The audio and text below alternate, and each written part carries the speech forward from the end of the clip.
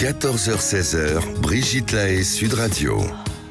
Alors Jean-Charles Bouchou, on revient sur les rêves. Je ne sais pas, vous êtes psychanalyste, je ne sais pas si vous faites beaucoup raconter leurs rêves à vos patients. Beaucoup aussi. Oui.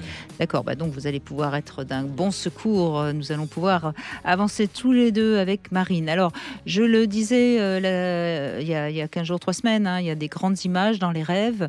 Aujourd'hui, je vais revenir sur le corps. Quand on rêve du corps, de notre corps, évidemment, la manière dont on en rêve, ça ne veut pas dire la même chose. Alors, les mains, bien sûr, ça nous permet de saisir. Les jambes, ça nous permet d'avancer. Le genou, ça fait penser évidemment à notre capacité de nous agenouiller. Le pied, c'est peut-être aussi prendre son pied dans un rêve. Le talon, ça peut faire penser au talon d'Achille. La tête, c'est symbole évidemment de l'intellect, de notre capacité à raisonner. Les yeux, souvent aussi, prennent une grande importance dans le rêve. Alors, ça symbolise le discernement, mais on peut aussi penser au troisième œil. On peut voir les choses comme elles sont ou au contraire ne pas vouloir les voir. Alors, le corps nu, c'est pas forcément toujours un indice sexuel. Ça peut être l'envie de se montrer tel qu'on est, de plus se cacher derrière les apparences.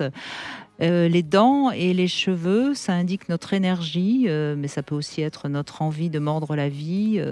Mais c'est souvent signe d'énergie ou de perte d'énergie, les dents et les cheveux.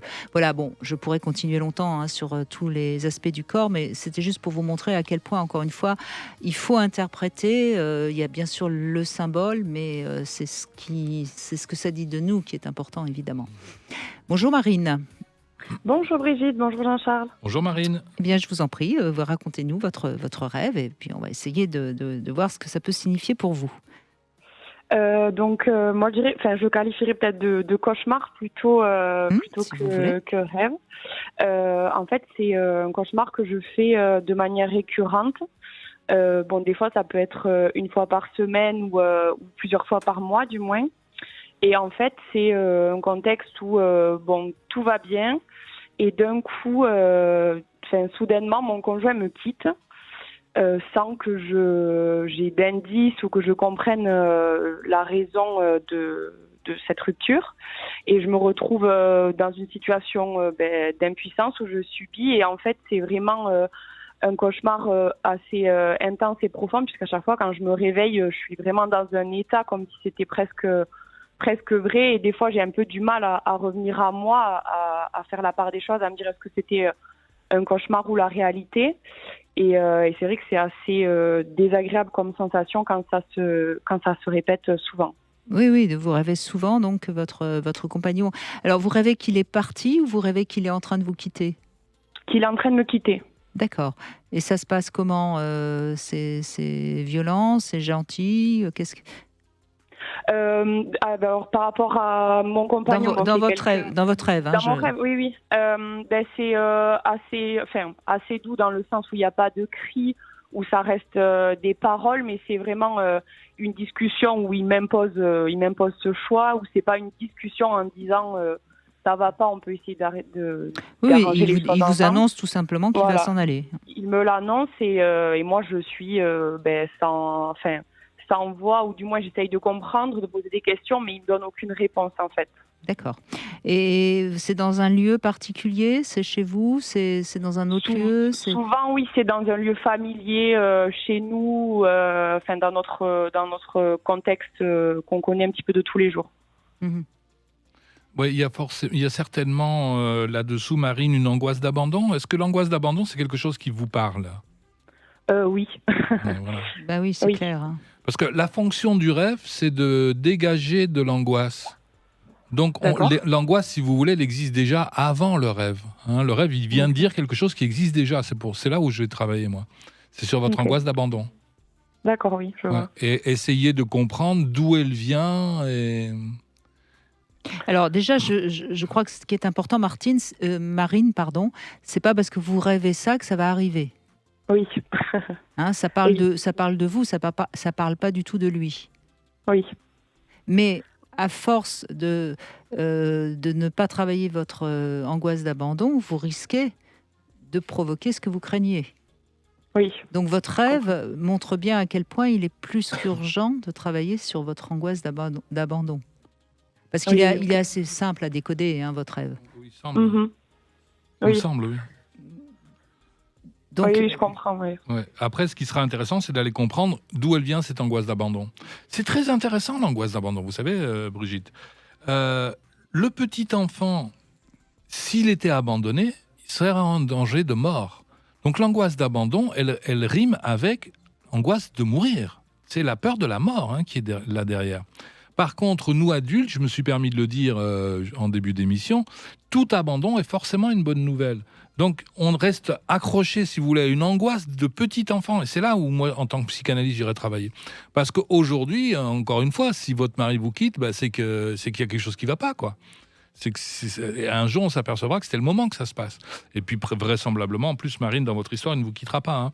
Mais non. Quand je suis ouais, mais celui qui m'abandonne, c'est que il ne méritait pas de rester à mes côtés, quoi. Oui, je comprends. Mais je comprends après ce que vous dites aussi, Brigitte, parce que c'est vrai que même quand j'ai des fois, je me réveille, je suis pas bien, donc je lui explique et même lui, il me dit mais je comprends pas pourquoi. Voilà, moi ça lui fait pas plaisir que je pense à ça. Et il se dit. Il pense que vous lui faites pas confiance, bien sûr. Oui, voilà, quelque part. À mon avis, c'est pas très utile de lui en parler. Mais du coup, j'ai arrêté de lui en parler. Vous avez raison. Parce que j'ai compris que ça servirait ni moi ni lui dans l'histoire. Oui. Et je crois qu'il faut, là en l'occurrence, moi, je pense qu'en effet, ce serait bien que vous alliez travailler avec un thérapeute pour apprendre à être un peu plus autonome. Parce que c'est fini, vous êtes une adulte, vous êtes apte à gérer votre vie. Oui, ok, je comprends. Vous voyez ce que je veux dire? Oui, essayer d'aller comprendre. Si vous êtes plus sûr de votre capacité à gérer votre vie, vous serez moins dans cette angoisse d'abandon. Oui.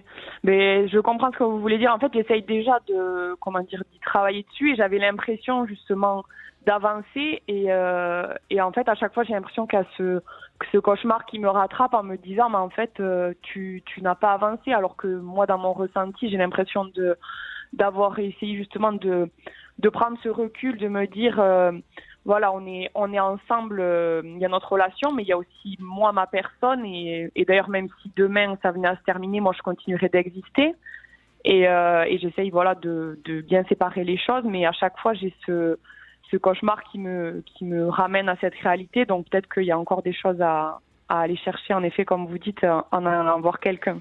Oui, et puis à travailler sur... parce que Jean-Charles Bouchou l'a dit, et il a tellement raison.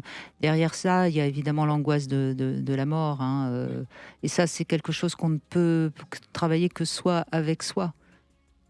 Oui, mais moi, je parlais du petit enfant qui serait en danger de mort s'il était abandonné. Et moi, quelqu'un m'a dit récemment, j'ai eu tellement peur d'abandonner que j'avais l'impression que j'allais mourir. Et ça, c'est vraiment une angoisse de nourrisson. C'est une angoisse de nourrisson. Donc, qu'est-ce qui s'est passé quand vous étiez toute petite, Marine, pour que cette angoisse ait pris tellement de place? Là, comme ça, je dirais que... en fait, si vous voulez, je suis... mon petit frère est handicapé. Pardon, excusez-moi, je suis un peu émue. Allez-y. C'est pas grave, Marine. Mon petit frère, donc, est handicapé. Oui. Et bon, mes parents ont toujours... fait en sorte que je me sente pas délaissée et que j'ai la même valeur et que je prenne beaucoup de place, mais je pense que vous avez forcément vous êtes senti quand même un peu abandonnée. Je pense oui que mon frère malgré lui a pris beaucoup de place.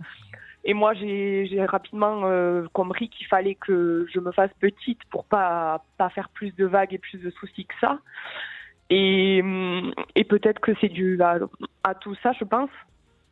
En tout cas, c'est encore émotionnellement très très fort, donc forcément, il faut aller travailler ça, bien sûr. Bien sûr. Bien sûr. Oui, donc merci à vous en tout cas d'avoir échangé sur ça, et je vais continuer à aller Oui, aller travailler cette blessure, elle est très vive et ça devrait être assez facile en plus, je pense, parce que parce qu'on a trouvé un bout de la racine là. Oui, je pense qu'on a mis le doigt sur quelque chose, à mon avis. Allez-y, vous allez gagner beaucoup de sérénité. Merci Marie. Merci beaucoup à vous. Bonne fin de journée, au revoir. Et puis c'est le moment de jouer à notre jeu Grand Sapin de Noël sur Sud Radio. Donc peut-être que vous allez gagner justement un de ces cadeaux qui se trouve au pied du sapin. Peut-être que ce sera un séjour au Bellambra Club, peut-être un casque Bluetooth, des jouets avec notre partenaire Jouet Club. En tout cas, il y a beaucoup de cadeaux qui vous attendent au pied du Grand Sapin sur Sud Radio. Donc pour ça, il suffit de nous appeler au 0826 300 300 et ce sera le 11e appel qui gagnera. Allez, on se retrouve dans un instant avec notre Love Conseil et puis on va parler de la résilience d'une drôle de façon, vous allez voir Jean-Charles Bouchou.